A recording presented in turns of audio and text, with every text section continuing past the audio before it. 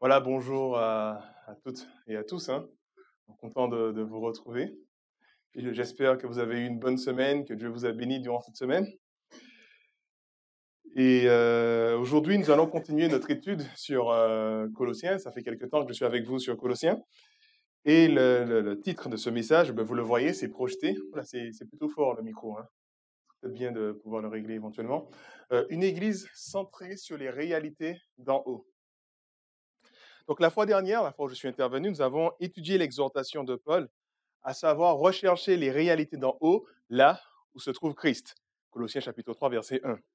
Nous avons vu que ces réalités d'en haut ne sont pas des expériences mystiques que nous devrions rechercher, une forme d'extase ou de méditation transcendantale, mais ce n'est pas non plus dans le spectaculaire ou forcément dans le spectaculaire ou dans le miraculeux que nous allons trouver ces réalités d'en haut, mais c'est plutôt une manière de vivre qui diffère de celle du monde. Nous sommes appelés en tant que croyants à vivre non pas selon les normes de la terre, les normes de ce monde, mais selon les normes, les principes du ciel. Et c'est vrai qu'à plusieurs reprises, au chapitre 3, l'apôtre Paul nous invite à faire mourir ces choses qui appartiennent à la terre pour rechercher ces réalités d'en haut. Les choses qui appartiennent à la terre, notre ancienne manière de vivre aussi, que nous sommes appelés à faire mourir. Ainsi, en tant que disciples de Christ, nous devons vivre selon une nouvelle éthique, une éthique qui appartient au royaume des cieux. Et nous avons une aperçu de cette éthique, toujours dans le même chapitre, au verset 12, où il nous est listé 5 vertus: l'ardente bonté, la bienveillance, l'humilité, la douceur et la patience. L'apôtre Paul nous invite à nous revêtir de cela, de l'ardente bonté, de la bienveillance, de l'humilité, de la douceur et de la patience. Et grâce à ces vertus, nous serons capables aussi, verset 13, de pouvoir nous supporter les uns les autres, de pouvoir nous pardonner aussi les uns les autres. Et aussi, au verset 14, il nous dit justement que par-dessus cela, revêtez-vous de l'amour, qui est le lien par excellence. Ce sont des qualités que nous retrouvons de manière parfaite en Christ. Lorsque Christ est venu sur terre, lorsqu'il est venu accomplir son ministère sur terre, nous avons vu le Christ manifester cette douceur, cette bienveillance, cette patience envers tout un chacun. Et en tant que disciples de Christ, nous sommes appelés justement à imiter notre Maître. Et de cette manière-là que nous allons rechercher les réalités d'en haut, la façon de vivre de Christ qui diffère de cette façon du monde. Et c'est comme cela que nous recherchons ces réalités d'en haut. Alors aujourd'hui, je vous invite peut-être à continuer. Nous allons voir plutôt que dans cette quête des réalités d'en haut, que cette quête ne peut se faire sans appartenir et être pleinement engagé dans une église locale, dans une communauté de croyants. Et dans cette perspective, l'apôtre Paul donne des recommandations, donne des recommandations aux Colossiens pour savoir comment ils devraient vivre leur temps de rassemblement. Et par extension, il nous donne ses recommandations aussi pour vivre nos rassemblements dans l'objectif de rechercher les réalités d'en haut. Pour ce faire, l'apôtre Paul nous présente en tout cas deux réalités qui doivent régner, qui doivent demeurer dans l'Église. Premièrement, que la paix que Christ a instaurée puisse régner dans nos assemblées. Et deuxièmement, que la parole de Christ puisse demeurer parmi nous. Alors aujourd'hui, nous allons nous intéresser à la paix que Christ a instaurée. Et puis une autre fois, nous allons parler de la parole de Dieu, la parole de Christ qui doit demeurer parmi nous. Oula, j'ai oublié mon... Voilà, ça fonctionne? Ah, c'est bon. Donc voilà, je vous invite à lire avec moi le texte en question. Colossiens chapitre 3, versets 1 à 4 et ensuite 12 à 17. Mais vous êtes aussi ressuscités avec Christ. Recherchez donc les réalités d'en haut, là où se trouve Christ, qui siège à la droite de Dieu. De toute votre pensée, tendez vers les réalités d'en haut et non vers celles qui appartiennent à la terre. Car vous êtes morts et votre vie est cachée avec Christ en Dieu. Lorsque Christ apparaîtra, lui qui est votre vie, alors vous paraîtrez vous aussi avec lui dans la gloire. Verset 12. Ainsi, puisque Dieu vous a choisi pour faire partie du peuple saint et qu'il vous aime, les 5 vertus justement, revêtez-vous d'ardente bonté, de bienveillance, d'humilité, de douceur, de patience. Supportez-vous les uns les autres. Et si l'un de vous a quelque chose à reprocher à un autre, pardonnez-vous mutuellement. Le Seigneur vous a pardonné. Vous aussi, pardonnez-vous de la même manière. Et par-dessus tout cela, revêtez-vous de l'amour qui est le lien par excellence. Que la paix, instaurée par le Christ, gouverne vos décisions. Car c'est à cette paix que Dieu vous a appelé pour former un seul corps. Soyez reconnaissants. Que la parole de Christ réside au milieu de vous, dans toute sa richesse. Qu'elle vous inspire une pleine sagesse pour vous instruire et vous avertir les uns les autres, ou pour chanter à Dieu de tout votre cœur des psaumes, des hymnes, des cantiques inspirés par l'Esprit, afin d'exprimer votre reconnaissance à Dieu. Dans tout ce que vous pouvez dire ou faire, agissez au nom du Seigneur Jésus, en remerciant Dieu, le Père, par lui. Amen. L'apôtre Paul qui nous invite encore là par là que la paix de Christ, que Christ a instaurée puisse gouverner nos décisions, gouverner nos assemblées. Et dans un premier temps, je voulais rappeler que, voilà, de quel type de paix il s'agit en fait.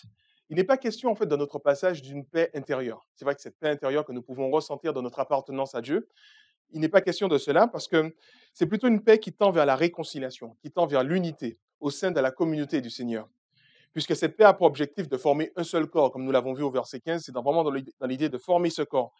Et c'est pour nous apporter cette paix cette unité en tout cas, que Christ est mort pour nous. C'est pour nous apporter cette paix, cette réconciliation avec Dieu, qu'il est mort et qu'il a accompli cette œuvre pour nous. Et afin que nous puissions aussi, nous aussi, vivre cette paix avec Dieu, certes, avec notre prochain et à plus forte raison avec notre prochain qui est croyant, avec le chrétien.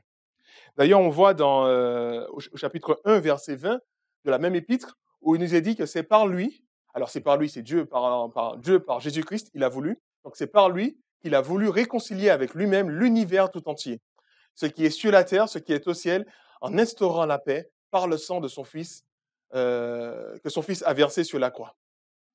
On voit encore à travers cela que c'était le plan de Dieu, le plan parfait de Dieu de toute éternité, c'était d'apporter cette réconciliation entre lui et l'univers à travers le sang de son Fils qui a coulé pour nous apporter cette paix. Donc l'apôtre Paul nous parle vraiment d'une paix qui a été instaurée, qui a été inaugurée par Jésus-Christ à travers son sang, et c'est à nous de vivre cette réalité déjà dans nos assemblées. Alors précisons aussi que ce n'est pas une paix forcée, une paix qui encouragerait l'hypocrisie, c'est-à-dire à faire semblant tout en gardant nos ressentiments à l'égard de l'autre. Et j'ai pris cette image je la trouvais très parlante parce qu'elle exprime vraiment une hypocrisie qu'on peut ressentir dans l'Église lorsque on se force à vivre en paix l'un avec l'autre, où on garde une certaine animosité contre l'autre. Alors je vais traduire, hein. Je ne suis pas très bon en... Ah, j'oublie à chaque fois le mot. Pour modifier les photos, donc j'étais obligé de garder en anglais, mais je peux traduire. Donc les disputes entre chrétiens ressemblent à... Donc on voit la tête de ces personnes, la femme qui lui dit je vais prier pour toi, et lui qui répond je vais prier encore plus pour toi, et peut-être même que je vais faire le jeûne de Daniel.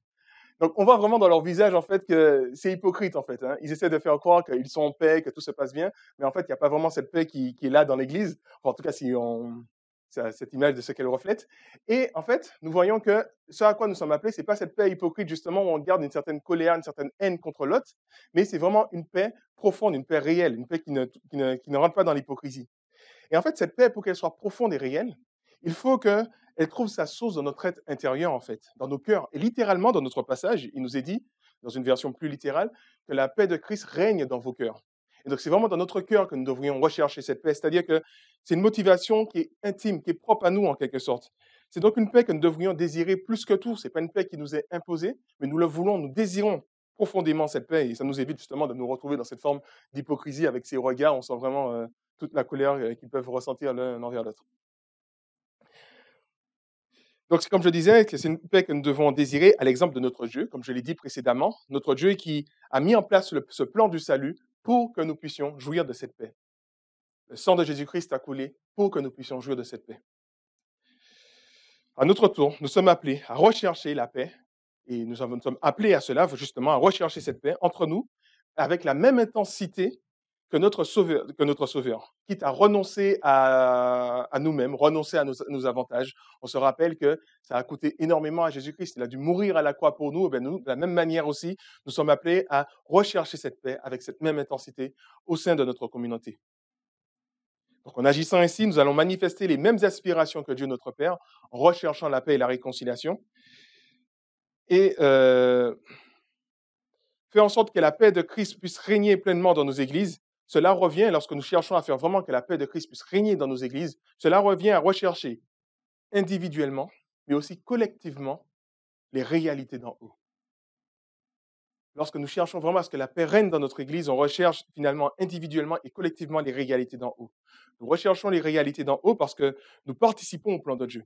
Rappelons-nous que le plan de Dieu, c'est que cette création restaurée puisse jouir de cette paix parfaite. Eh bien nous, en amont, nous commençons déjà à vivre cette réalité, cette réalité future qui va pleinement se réaliser lorsque Christ reviendra, eh bien, dans l'Église, nous sommes déjà amenés à vivre cette réalité, cette paix que Dieu veut pour son peuple, que Dieu veut pour sa création. Nous sommes appelés à vivre de cette manière. Donc nous vivons non pas selon les principes de ce monde, mais selon les réalités d'en haut, selon les réalités futures où la création sera restaurée avec cette paix. Nous pouvons vivre déjà cela sur terre et nous sommes appelés à le faire. Et c'est comme cela que nous cherchons les réalités d'en haut. Alors, il faut quand même tout de même préciser que cette paix dont il est question ne peut se vivre sans être pleinement engagé dans une communauté de croyants. Alors pourquoi je dis cela? C'est parce qu'il nous faut nous rappeler que Dieu est venu nous sauver. Mais il n'est pas venu sauver des hommes individuellement dans leur coin pour rester isolés. Il est venu nous sauver pour se constituer un peuple, que nous puissions appartenir à son peuple. Et d'ailleurs, dans Acte 20, verset 28, il nous est dit que Dieu a acquis son Église par son sang qui a coulé. Donc c'est grâce à la mort de Christ que l'Église a pu naître, que l'Église a pu avoir lieu. Et d'ailleurs, ce n'est pas que l'Église aussi, même le peuple d'Israël par le passé a pu être le peuple de Dieu parce que le sacrifice de Christ était prévu. Le sacrifice de Christ était prévu justement pour que Dieu puisse constituer son peuple, que ce soit dans l'Ancien Testament et avec la continuité du Nouveau Testament aussi. C'est parce que le sang de Christ a coulé et Dieu ne nous a pas sauvés pour rester seuls chez nous ou vivre une relation, disons, verticale avec Dieu, mais une relation aussi horizontale. Et finalement, l'Église locale est la manifestation tangible du peuple de Dieu, que Dieu s'est constitué. Elle est une représentation à petite échelle, si vous voulez, de l'Église universelle. L'Église universelle qui comprend tous les croyants de tout temps, de tout horizon, de toute origine. Ces croyants qu'on ne connaît pas tous, et bien voilà, les croyants qui nous ont précédés, les croyants d'aujourd'hui aussi, les croyants aussi futurs. Donc c'est l'Église universelle. Et nous, en tant qu'Église locale, nous sommes cette représentation, disons une manifestation en tout cas à petite échelle de cette Église universelle que Dieu s'est constituée. Et c'est dans l'Église locale que Dieu veut que nous grandissions, que nous puissions atteindre l'état d'adulte de notre union avec le Christ. Il y a encore plein de passages encore qui nous encouragent à vivre cela. On se rappelle peut-être de 1 Corinthiens 12 qui nous invite justement, qui nous parle justement des dons de l'Esprit, ces dons qui sont donnés à l'Église en vue de l'édification du bien de tout chacun. Et cela se vit dans l'Église. Dans Éphésiens 4, il est fait question que Dieu a donné des apôtres, il a donné des enseignants, qu'il a donné des docteurs, il a donné des évangélistes, et tout cela pour l'édification de l'Église. Donc on voit vraiment que Dieu a fait en sorte de constituer l'Église pour que nous puissions grandir dans la connaissance de Christ. Donc finalement, c'est une paix qui se vit dans un profond engagement parce que lorsque nous comprenons cela, nous nous engageons dans la communauté. Nous décidons vraiment de nous engager. Nous faisons corps avec ses membres. Car unis à Christ, nous avons tous le même objectif, c'est d'être transformés à l'image de notre Sauveur et de notre Créateur. Et dans cette perspective, nous nous mettons au service des uns des autres pour l'édification de tout chacun. Nous décidons justement d'être actifs dans l'Église et ne plus être passibles. On ne reste plus là à être juste un spectateur, mais on veut vraiment participer, être un membre actif de la communauté du Seigneur. Alors c'est vrai qu'en agissant ainsi, nous serons certainement confrontés à l'autre. Nous allons devoir supporter celui qui, par exemple, manque d'organisation, ce qui vient compliquer notre service. On va devoir aussi supporter celui, justement, mais qui, tout au contraire, qui est peut-être trop organisé et qui laisse peu de place à la spontanéité, à la diversité ou alors même à la créativité, à l'improvisation. Donc ça peut aussi nous frustrer aussi lorsqu'on est dans la communauté. Nous allons devoir servir avec une autre personne qui, des fois, a une personnalité totalement différente de la nôtre. Nous allons aussi devoir nous remettre en question aussi, parce que des fois, c'est nous aussi qui ne nous comportons pas, qui avons un mauvais comportement, de reconnaître nos torts, de changer, aussi d'aller voir l'autre, de pouvoir lui dire la vérité aussi dans l'amour. Et on fait cela pourquoi? Parce qu'on est engagé, on est dans le corps de Christ. Et vous l'avez compris, en étant engagé dans l'Église, nous allons devoir apprendre à vivre ensemble, pour le meilleur, mais aussi pour le pire aussi. Et vivre ensemble pour rechercher cette paix que Christ a déjà instaurée, qu'elle soit vraiment visible dans notre assemblée. Et c'est pour cela que nous vivons ensemble, pour vivre ces réalités célestes, pour vivre ces réalités futures. C'est dans cette perspective aussi que nous allons devoir mettre en pratique les vertus du verset 12. Vous vous rappelez, hein, se revêtir d'ardente bonté, de bienveillance, d'humilité, de douceur, de patience. Eh bien oui, c'est dans cette perspective, dans cette vie d'église que nous allons devoir mettre cela en pratique. De cette manière, nous allons aussi devoir aussi nous supporter les uns les autres, nous pardonner, nous aimer. Et c'est toujours de cette manière, encore une fois, que nous allons rechercher les réalités d'en haut, de par notre comportement, notre façon de faire pour rechercher cette paix que Jésus-Christ a instaurée. Parce qu'encore une fois, nous allons vivre selon le plan de Dieu. Et de ce fait, nous allons aussi œuvrer pour réduire à néant toute forme de querelle, de division, de méchanceté, de comportement justement déplacé, pour que la paix et l'unité que Christ a mis en place puissent régner dans l'Église. Cela nous coûtera, nous demandera peut-être d'user de bonté envers l'autre, d'user de patience aussi, d'humilité, de bienveillance et de douceur. Et c'est comme cela, encore une fois, que nous allons rechercher ces régalités d'en haut. C'est comme cela aussi que nous allons mettre en pratique justement cette paix que Christ a déjà inaugurée. Alors remarquons aussi, mes amis, qu'il nous est difficile de grandir dans notre marche avec le Seigneur si nous ne nous impliquons pas pleinement dans la communauté. Nous avons besoin de nous engager, de vivre pleinement dans la communauté pour que les recommandations de Paul puissent prendre sens dans nos vies, justement. Pour qu'elles puissent prendre sens, il faut vraiment qu'on soit impliqué dans la communauté. Et c'est vrai que si on ne s'implique pas, c'est vrai qu'on sera certainement en paix avec tout le monde parce qu'on n'est pas impliqué, on garde une certaine distance. Et de la même manière aussi, moi, je peux dire que je suis en paix avec les Inuits. Vous savez, les Inuits, c'est ce peuple qui vit au nord, dans le pôle Nord, au pôle Nord. Mais voilà, je peux dire que je suis en paix avec eux, mais c'est normal, je ne les connais pas. Mais justement, Dieu ne veut pas que nous puissions vivre une paix, disons, qui manque de profondeur, mais une paix vraiment profonde, une paix vraiment éprouvée. Et à cet égard, je me rappelle un cousin que j'avais quand j'étais jeune. J'étais petit, hein, j'avais 8 ans, et on était vraiment très proches, ce cousin et moi. On était très proches et finalement, on passait notre temps aussi à nous disputer, mais aussi à nous réconcilier et à vraiment vivre une certaine réconciliation profonde, une paix profonde aussi dans nos réconciliations. On apprenait à se disputer on apprenait à se disputer plutôt. On apprenait à plutôt, pas à se disputer, mais à se réconcilier, à apprendre à vivre ensemble aussi. Et un jour, je lui disais qu'il est mon cousin préféré. Il m'a demandé pourquoi. Parce que je lui ai dit que c'est avec lui seulement que je me dispute. Il était assez surpris, il m'a dit, mais qu'est-ce que tu me racontes, c'est tout. Et en fait, je lui ai expliqué que voilà, que je l'aime suffisamment, je suis suffisamment sincère et j'ai une relation suffisamment profonde avec lui pour que je puisse être transparent et que je puisse vraiment lui dire les choses. Et lui aussi, c'était pareil. Et donc, du coup, certes, on se disputait, mais on se réconciliait et c'était vraiment une paix profonde qu'on pouvait vivre. Et c'est vrai qu'avec mes autres cousins, je n'étais pas si proche que ça d'eux, même si je m'amusais très bien avec eux. Donc, du coup, ils pouvaient me blesser, me frustrer et tout, mais je ne disais rien. Et je pouvais garder une certaine rancune, en quelque sorte, au fond de moi, mais je ne leur disais pas forcément la vérité. Et c'était, si vous voulez, une sorte de paix. J'étais en paix avec eux, mais c'était pas une paix aussi profonde que je pouvais vivre avec ce cousin de qui j'étais proche. Et c'est vrai qu'ensemble, nous avons appris à connaître l'autre. Donc moi, j'ai changé de comportement pour ne plus le blesser. Lui aussi changeait de comportement. On apprenait vraiment à vivre ensemble et à s'aimer, et à vivre en quelque sorte dans cette paix.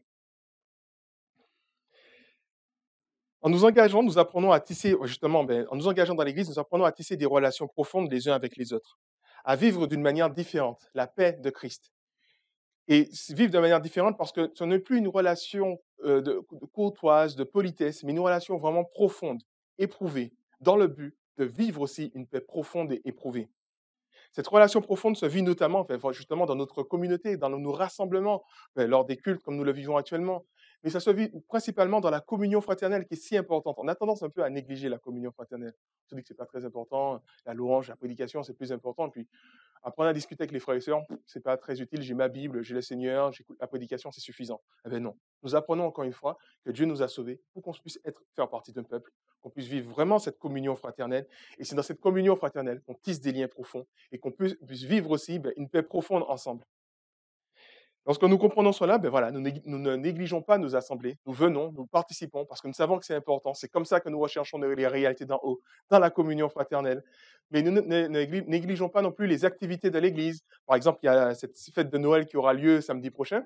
On peut se dire que ce n'est pas très important. Bon, voilà, on vient, c'est optionnel. En fait, pour le Seigneur, je ne crois pas que ce soit optionnel. Je pense que le Seigneur se réjouit de voir que nous pouvons nous rassembler, prendre des temps ensemble pour pouvoir apprendre à nous connaître, vivre ensemble, apprendre à tisser des liens ensemble, des liens profonds. Et c'est comme cela aussi qu'on recherche les réalités d'en haut, en ne négligeant pas justement les rencontres que nous pouvons avoir, en négligeant pas, par exemple, les groupes de maison qui existent aussi. Nous avons différents groupes de maison. C'est important de nous rassembler, d'échanger, d'apprendre à nous connaître, d'être sincères. C'est aussi dans nos ministères aussi qu'on apprend à grandir aussi. Comme je disais précédemment, on peut avoir un ministère, par exemple, des enfants, et on s'occupe des enfants, par exemple, et on est appelé à travailler avec d'autres personnes, et ça peut être des personnes pénibles. On apprend aussi à les aimer, on apprend aussi à les comprendre, on apprend à les supporter, et c'est comme ça aussi que nous grandissons. Donc voilà, c'est vraiment en nous engageant dans l'Église, en tissant des relations profondes, que nous pouvons aussi connaître une paix profonde.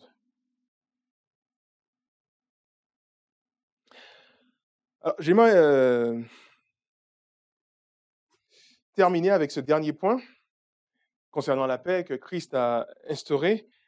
Elle n'a pas pour objectif de couvrir le péché ou de le tolérer, de le laisser là dans l'église, de le cacher, puis disons que voilà, le péché est là, c'est pas grave, l'essentiel c'est qu'on soit en paix. Un peu comme l'image que je vous ai montrée encore une fois, ces deux personnes, on voit certaine hypocrisie dans leur sourire, un sourire forcé, et on n'est pas là justement pour vivre dans cette forme d'hypocrisie où le péché est là et puis on ne dit rien, tant que l'autre ne me parle pas de mon péché, moi je ne lui parle pas de son péché, et on est en paix. C'est pas ça. Je crois que cette paix, au contraire, a pour but de dénoncer le péché sous toutes ses formes, d'appeler tout un chacun pardon, au changement, à la repentance, afin qu'aucune pratique terrestre, des pratiques humaines, ne puisse subsister dans la communauté du Seigneur. Nous sommes appelés justement à lutter contre cela, à lutter contre le péché, à lutter contre le péché dans toutes ses formes pour que la paix de Christ puisse régner, mais bien entendu, pas dans une forme de légalisme, de dureté, d'être voilà, à distance. Je ne sais pas, on peut retrouver ça peut-être des fois dans des églises, une certaine dureté où on n'encourage pas l'autre, mais c'est vraiment de faire cela avec de la bonté en fait.